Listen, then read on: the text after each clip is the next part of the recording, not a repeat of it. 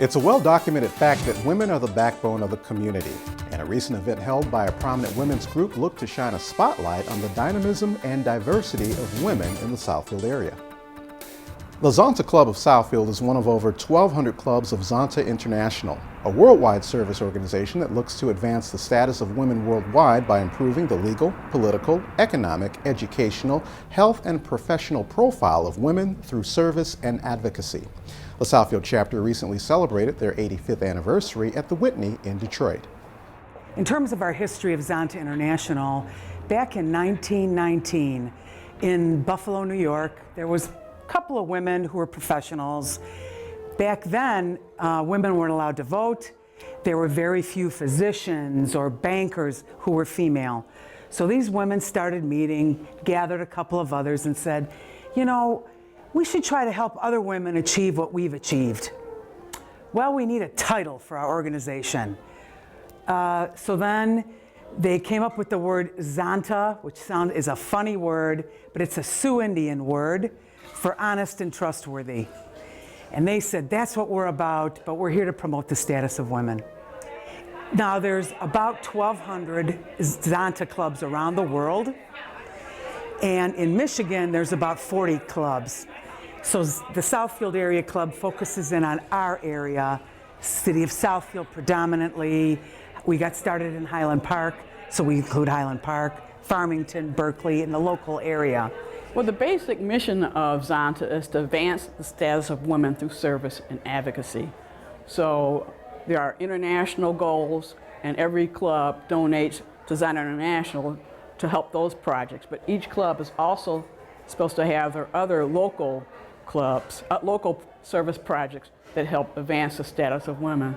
So one of the things that we're really keen on right now is trafficking, to stop the trafficking of women, to stop the trafficking of children. So that's one of our big goals. There was a strong emphasis put on mentoring and leadership, which was a timely focus, especially since most of those assembled were professional women from a wide spectrum of occupations and career fields. Well, I've been a part of Zonta for over 25 years, and we are an organization that is comprised of women in the professions. So any profession, you'd be surprised when you come to a Zonta meeting, you may be sitting next to a doctor, a publisher, a teacher, a principal, an editor, you know, any profession will be sitting there. But most importantly, we're here to advance the status of women. And I'm particularly pleased because we have really focused on young women and bringing them into the club and mentoring. Very much needed today. Well, one of the things that we've embraced, particularly here with the Zonta Club of Southfield area, is that of leadership development and youth development. We're very proud. This year we chartered our second Z Club in the Southfield schools, and that is a great way to embrace and mentor and help these young women understand what being a leader really is all about. And so education and that whole leadership development concept, there are a number of scholarships we offer for high school, undergraduate, and graduate students, that this is our way of ushering in these new and emerging generations into leadership roles. While women have made strides in the workplace, there was a consensus among them that there is more work to be done to bridge the gap of equality between men and women. Well, in terms of what I hope would be a takeaway moving forward, is that our work isn't done.